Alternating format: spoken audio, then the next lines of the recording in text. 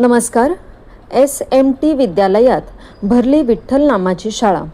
विठ्ठल रुक्मिणीसह वारकरींच्या वेशातील चिमुकल्या विद्यार्थ्यांनी सादर केलेत विविध कार्यक्रम.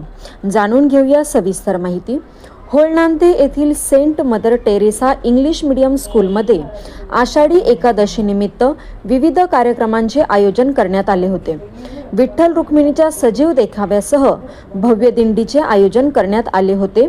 विद्यालयाचे प्राचार्य डॅनी सायरस यांच्या हस्ते विठ्ठल मूर्तीचे पूजन करून कार्यक्रमाची सुरुवात करण्यात आली. यावेळी चिमुकल्या विद्यार्थ्यांनी विविध अभंग व भजनाचे गायन केले, तर विद्यार्थ्यांनी फुगडीसह विविध पारंपरिक खेळांचा मनसोक्त आनंद घेतला.